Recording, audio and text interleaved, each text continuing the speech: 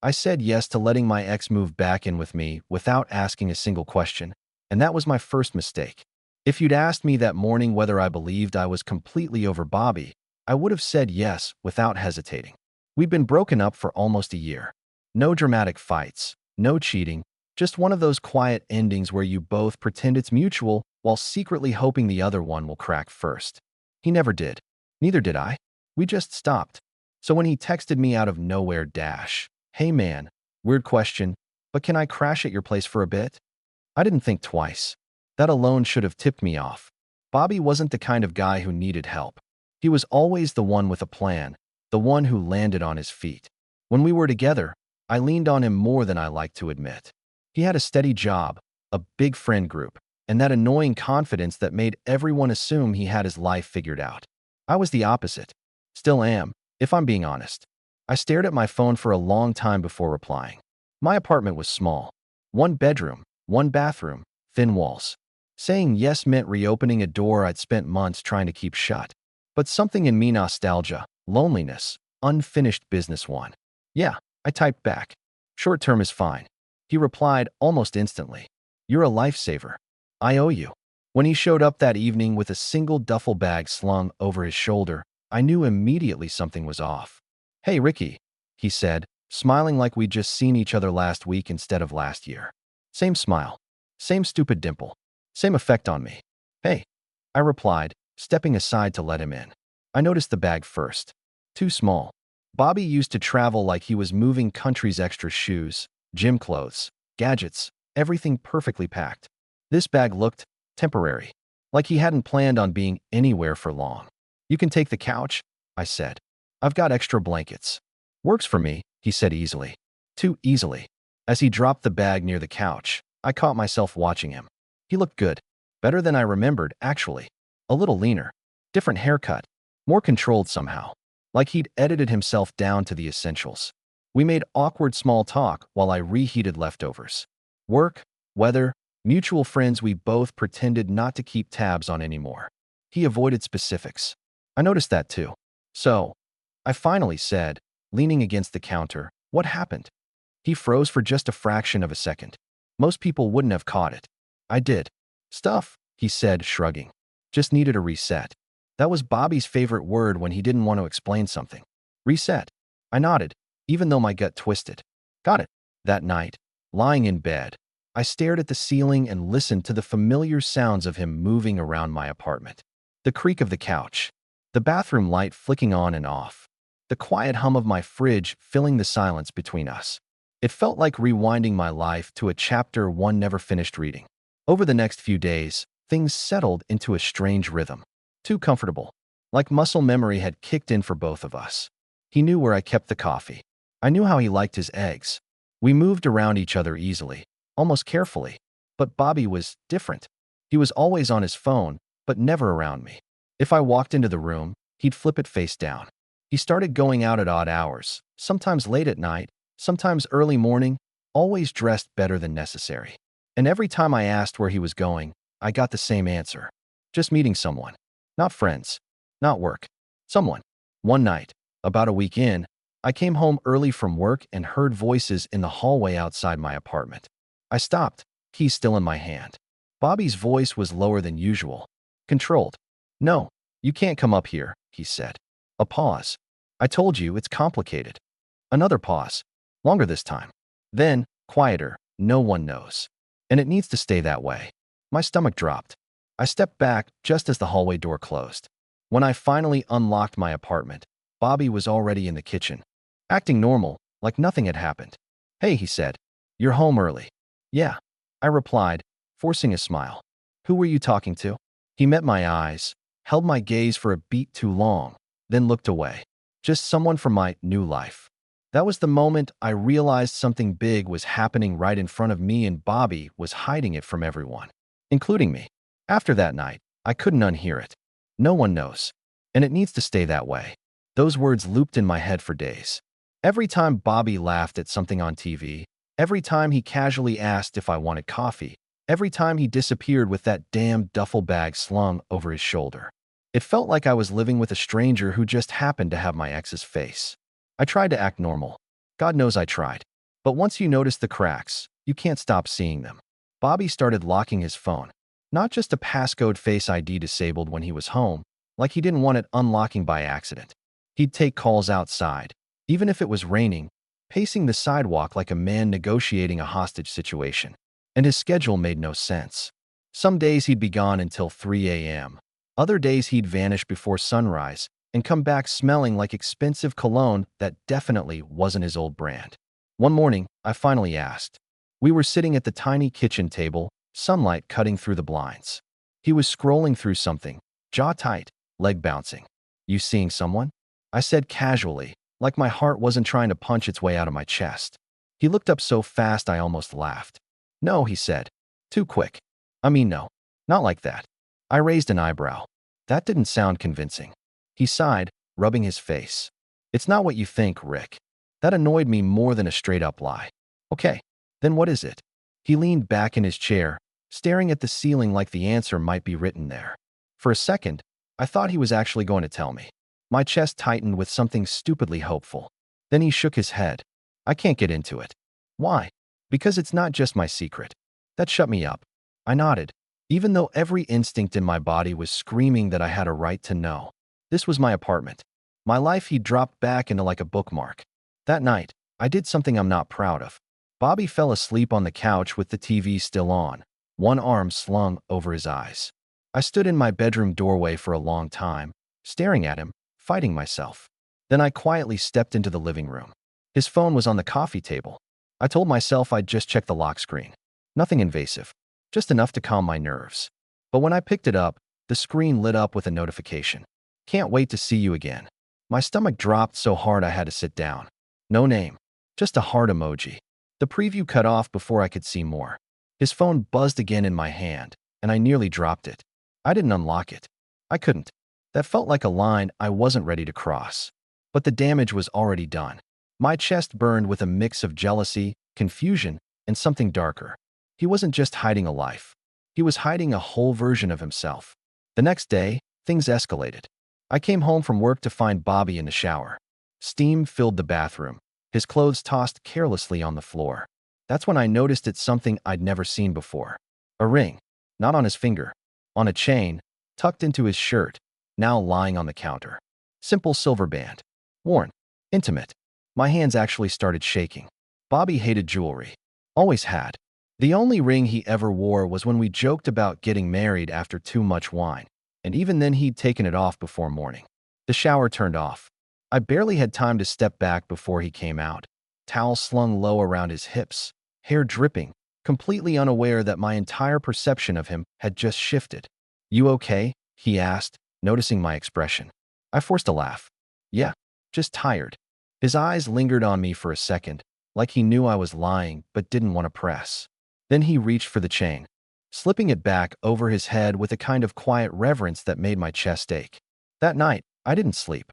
I lay awake realizing the truth I'd been avoiding. I wasn't just scared of what Bobby was hiding. I was scared that whatever this new life was, it didn't include me at all. And the worst part? Somewhere deep down, I knew I was going to find out anyway even if it broke me. I lasted exactly 2 more days before everything blew up. Not in some dramatic, screaming match kind of way. No shattered plates or slammed doors. It was worse than that. Quiet. Controlled. The kind of tension that sits in your chest and makes it hard to breathe. It was Friday night. I was halfway through a beer, pretending to watch a movie I'd already seen twice, when Bobby came out of the bedroom dressed way too well for a casual night. Dark jeans. Button down. That cologne again. The expensive one. Going out? I asked, even though I already knew the answer. Yeah, he said, grabbing his jacket. I'll be late. I nodded. You always are. He paused, just for a second. Then he turned to me. Rick, we should talk. My heart jumped. Okay. He opened his mouth, closed it again, ran a hand through his hair. Not tonight. Tomorrow. I promise. I hated that word coming from him. Promise. The door closed behind him, and something inside me snapped, not loudly, not violently, just enough to push me over the edge. I didn't follow him. I didn't text him. I didn't even move for a long time. Then, without fully deciding to, I grabbed my keys. I didn't know where he was going, but I knew who he was seeing. I'd noticed the pattern before. Same nights. Same direction. Same stretch of the city he never used to go to when we were together. I told myself I was just driving, clearing my head. But when I found myself parked across the street from a quiet, modern apartment building, my hands gripping the steering wheel, I knew exactly what I was doing. 10 minutes later, Bobby showed up. And he wasn't alone. The guy with him was taller than me, broader, clean-cut in a way that screamed money and control. He laughed at something Bobby said, resting a hand at the small of Bobby's back like it belonged there. Like he belonged there. They walked inside together. I sat there long after they disappeared, my chest tight, my thoughts racing. This wasn't just jealousy. This wasn't me missing my ex. This was something deeper. Something final. When Bobby came home after midnight, I was still awake. The lights were off, but he knew. He always knew. He froze when he saw me sitting on the couch. "You followed me," he said quietly. I didn't deny it. "You lied to me." He dropped his keys onto the counter like they weighed too much. "I didn't lie. I just didn't tell you." "That's the same thing," I snapped. "Who is he?" Silence. Then Bobby sat down across from me, elbows on his knees, staring at the floor. When he finally spoke, his voice wasn't defensive. It was tired. "His name's Ethan," he said, "and no one knows about him. Not my family. Not my friends. Not my job." I laughed bitterly. "Let me guess. He's married." Bobby flinched. That told me everything. "He's not unhappy," Bobby said carefully. "But he's not out. And he can't be. Ever. The ring. The secrecy. The late nights." "You're someone's secret," I said, the words tasting sour. Again. He looked up at me then, eyes sharp. "It's not the same, isn't it?" I shot back. "Because from where I'm sitting, you traded one closet for another." He stood up abruptly. "You don't get to judge this." "I absolutely do," I said, standing too. "You moved into my place. Into my life. And you're acting like I don't matter." For a moment, I thought he was going to say something cruel. Something that would finally kill whatever was still alive between us. Instead, his voice broke. "I didn't come back because I needed a couch," he said. "I came back because I didn't know who else I could trust." That hit harder than any insult. I stared at him, realizing the truth I'd been circling since day one. Bobby wasn't hiding a new life from everyone. He was hiding from himself. And somehow, I was right in the middle of it whether I wanted to be or not. After that fight, everything changed and nothing did. Bobby didn't leave.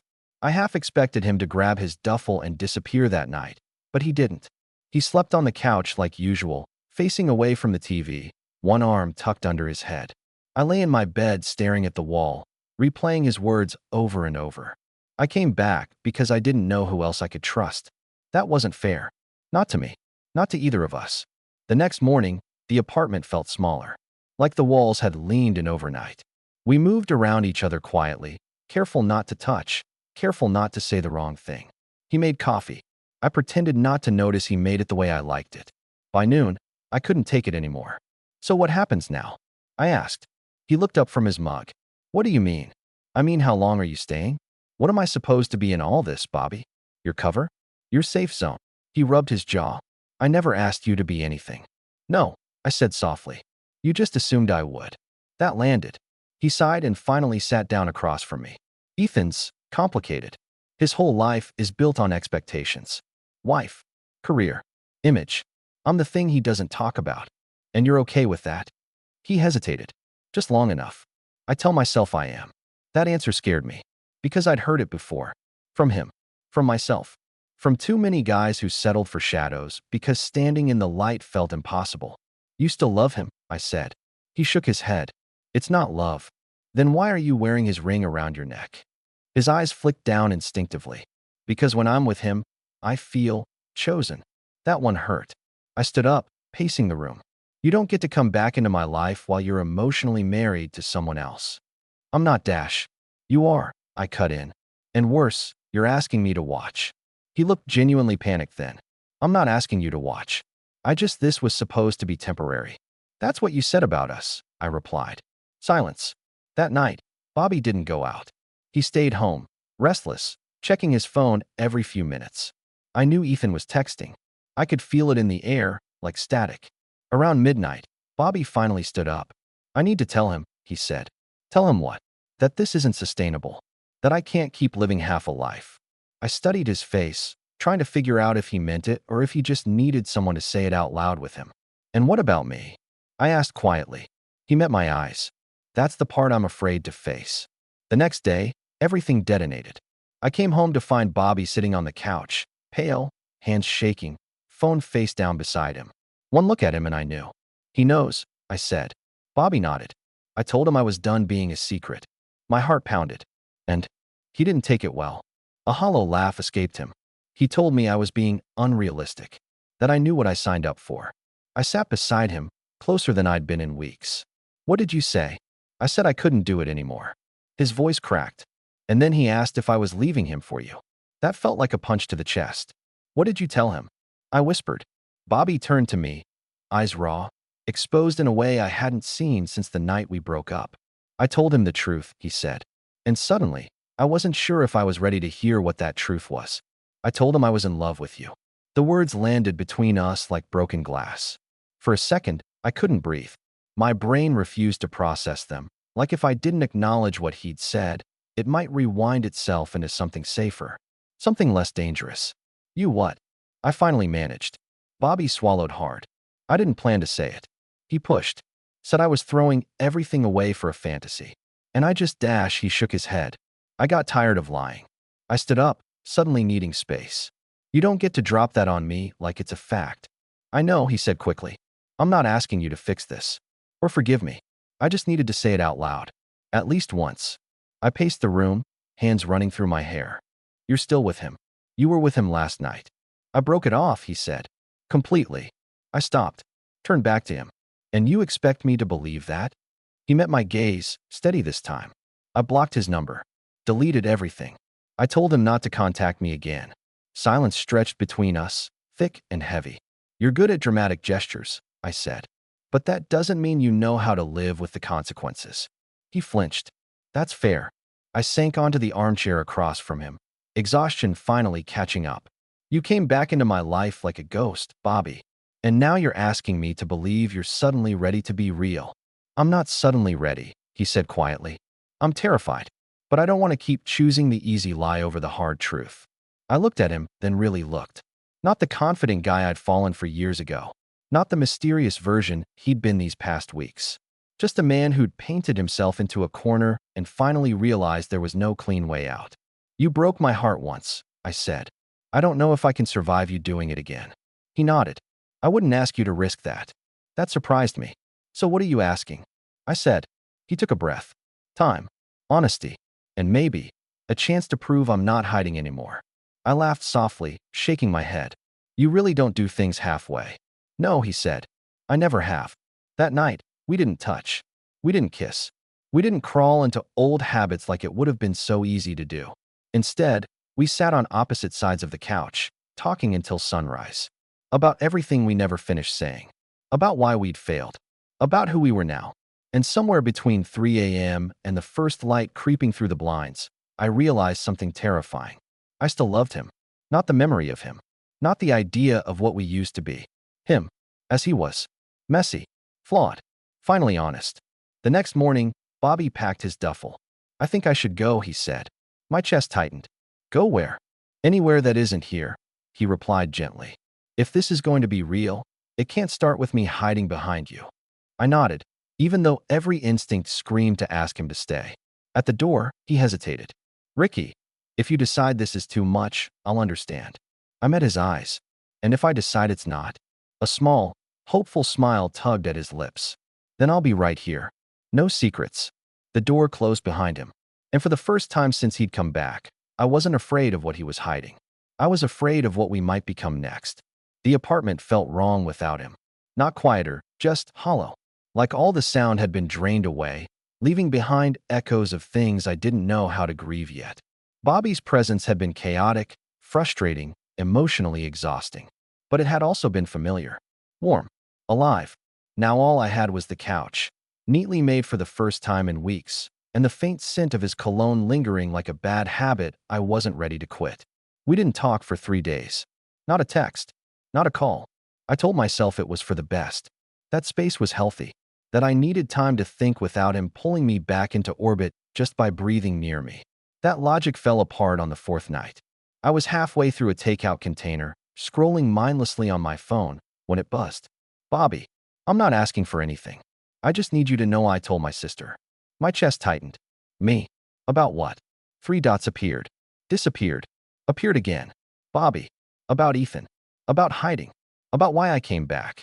About you. I stared at the screen for a long time. Me. And Bobby. She didn't yell. Didn't panic. She said she was proud of me. And then she asked if I was finally done lying to myself. I swallowed hard. Me. What did you say? This time, the pause was longer. Bobby. I said yes. I didn't reply right away. I couldn't.